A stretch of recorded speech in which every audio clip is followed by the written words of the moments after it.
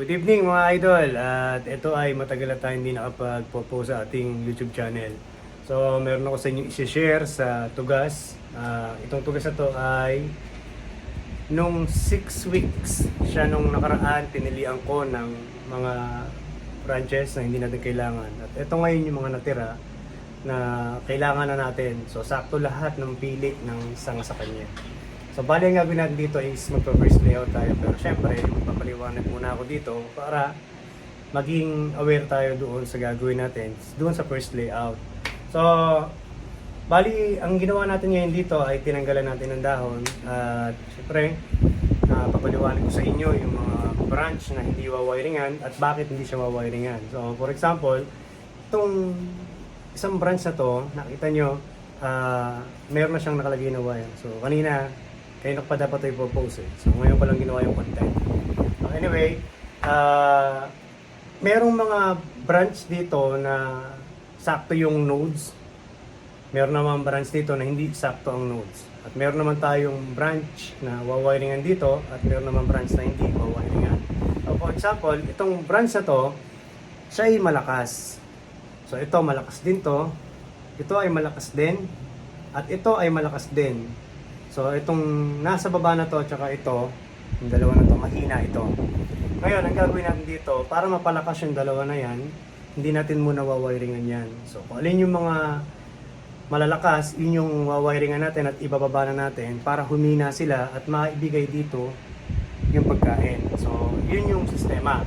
Ngayon, meron dito, sabi ko nga na branch na kompleto na yung mga nodes para doon sa prepare ng 1-3 natin. In case na magse-setback tayo, nandun na yung 1-3. So, meron naman dito, yung node lang na isa, yun lang yung ibinigay na perfect at meron namang node na hindi ibinigay yung perfect. Kagaya nito. Ito ko sa inyo mas malapit. Ayan. Nakita nyo to, yung node na yan. So, yan, ang lapit niyan. So, saktong-sakto yan. Ang problema, pagdating dito, ang layo. Ang layo niya, di ba? So, kung kukunin natin itong 1 at 3, so, ang layo niyan. So, ang gagawin natin ngayon dyan, ili-layout muna natin to and then, ipoposisyon natin ng maayos yung node kung saan natin dadalhin yung 1. Ngayon, pag ito ngayon ay malakas na at ayaw pa rin lumakas ng mga maliliit sa baba, magse-setback na tayo dyan para yung mismong susunod na supling, shoot sa kanya, tatanggalan natin ng dahon, same ng ginawa ko na to, para mag-wild man yung part na to, maiiwan na yung mga nodes. Diba? So, ayun. Okay, magsisimula ngayon tayo mag-wire. So, dito, sinimulan ko ng i-wire to kanina, sabi ko nga. And then, sa pag-wire, ito yung primary ng Yamadori natin. So, dito, sinikipan ko. Kinakailangan masikip tong part na to dahil magli-layout tayo dyan. Kasi pag di natin to sinikipan, ang mangyayari sa kanya, pwede siyang mabali or matanggal sa part na to. So, ayan. Ngayon, ito naman yung tinatawag na tapering wiring. So, mula dito hanggang dito, sabihin na natin na naglalaro ito ng mga nasa 7 inches ang haba niya. So, yung ginamit kong wire dito is 2mm yung size niya. So, yung diameter naman ng branch na to, naglalaro siya ng 2.5. So, gumamit tayo ng 2mm. So, ito yung tinatawag na tapering wiring. So, dalawa na papasok sa kanya na 2mm. So, mula dito, yung isa at kalahati naman hanggang dito yung dulo. So, yung isa naman na to, siya yung magtatapos hanggang dulo. So, kagaya niyan. Napansin niyo yung pagwa-wire ko? Magaan, tapos hindi siya masikip.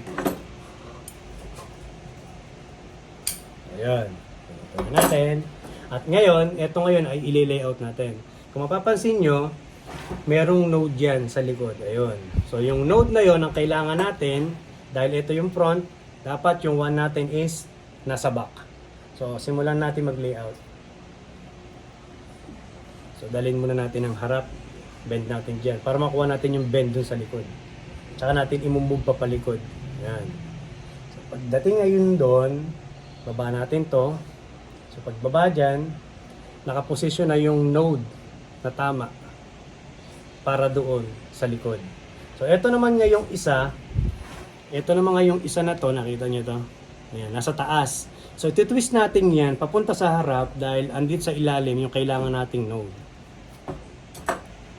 So, titwist natin yan. So, pagka-twist, yun. Nakita nyo, di ba? So, ngayon, ito na. Nakuha na natin yung 1, 3. Ito yung 1, ito yung 3. So, ayan yung 1, ito yung 3. Okay? So, ang problema, pagka move natin, syempre, dadali natin ng 4 o'clock to. So, pag dinala natin ng side, yan, nakita nyo, di ba? Ano siya, 3 o'clock. So, dadali natin to ng 4 o'clock. Ayan. So, naka 4 o'clock na ngayon yan. Tanggalin natin to para mas makita. Naka 4 o'clock na ngayon yung primary natin. Di ba? So, yun. So, dito tayo nagsimula at ito naman yung susunod. So, same din. Nung pinaliwanag ko kanina na ito, perfect yung node, ito, ang layo na. So, palalakasin muna natin to, and then sa setback natin, yung kailangan lang natin ng sanga dito ay isa lang. So, isa lang na yun ang tatanggalan natin ng dahon. So, humaba lang siguro ng mga nasa 2 inches yung haba niya. Dapat ma-defoliate na kagad para yung nodes lumapit. So, yun. So, ngayon ito, gagamitan natin ito ng kapitan. Dito tayo. Ito yung back branch. So, ang movement nito is papunta dito dahil ito papunta rin dito. Yung movement nito papunta diyan, ito naman papunta rin dito. So, manggagaling sa ilalim. So, ito ngayon, lalagay natin sa taas. Lalak natin dun. Ayan. Tapos, ikot. So, laging tatandaan mga idol, yung node, huwag tatakpan ng wire.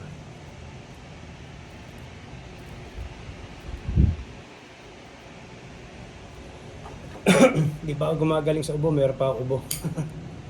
So, ayan. Ngayon, ito ay naka 4 o'clock, di ba? So, ito ngayon, hindi natin gagalawin to kasi dahil mahina yan. So, yung mga part na nasa taas na yan, yan yung mga malalakas na siguradong kakain yan. Dahil ang puno, pag yan kumain, ang una niyang papakainin yung apex hanggang sumunod pababa ng pababa yan.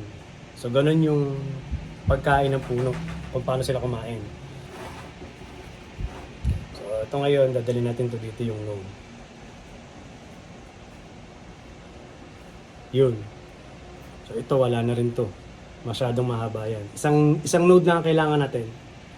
Pagka na siya, lumakas na, tsaka natin ngayon sa setback.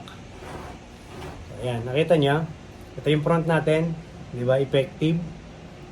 Yung back branch natin kita. Kasi nga, nandun tayo sa rules ng clocking. So ito niya, ayan. Same. Kahit nasa front tayo, kita natin yung dalawang back branch. So, ito naman yung susunod nating wawiringan.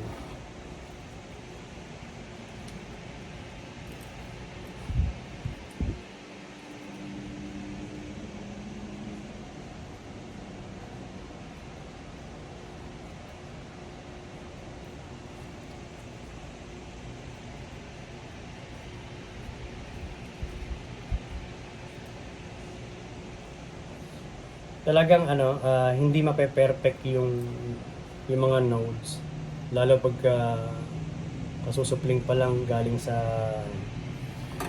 ganyan na nangyayari basta Yamadori.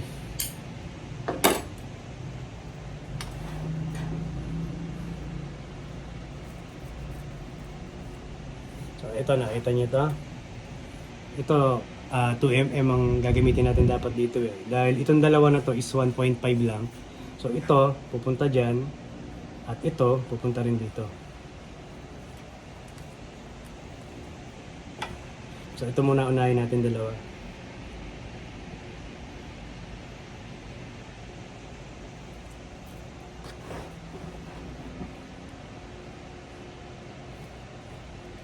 Imagine 7 weeks. Diba?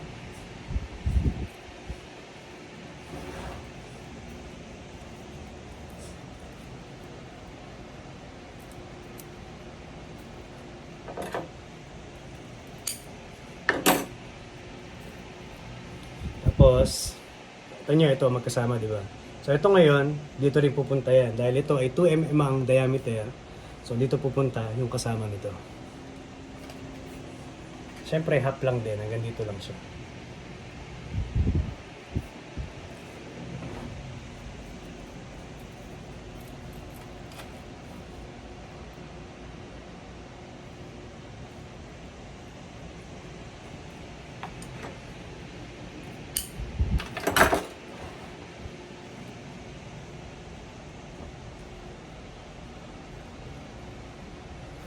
So ayan, na-finish na natin i-wire, i-layout na natin yung iba. So ito, sabi ko nga, hindi ba wiring yung dalawang ito.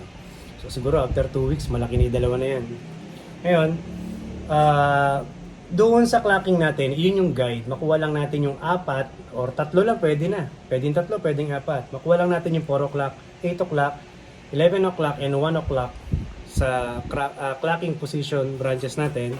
Sunod-sunod na yan hanggang makuha na natin yung pinaka-proseso hanggang taas. So guide lang naman yun para maging maayos yung daloy ng branches natin at hindi magkaroon ng mga cross branching. So magkakaayon siyang ganyan. Kung ito yung dalawa, meron dyan sa taas. Ayan, nakita nyo? So yun, ganyan siya. So ito dito to. So malamang ito tatapat to dito.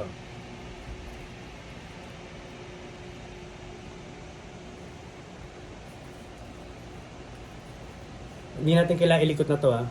Ito lang kasi kailangan natin eh. The more kasi ito, ililayout nyo ito, mabubugbog yan. So hihina yan. Doon ngayon nangyayari, yung merong magsushoot dito, papataas, pinahihina niya to hanggang mamatay. So yun yung lalakas. So ito,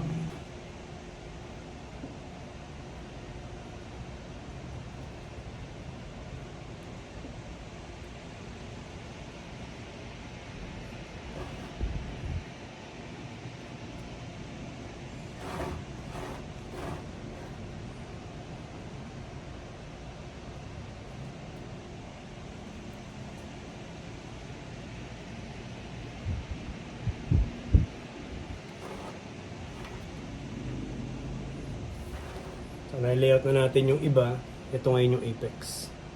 So yung branches, yung node na nandito, yun yung dadali natin sa back. Tapos ito namang node na to, ito yung 1, ito yung 3. So iti-twist natin yan papunta sa harap. So ito ngayon, set back natin yan pagdating ng panahon. So yun yung node na kailangan natin, tsaka ito.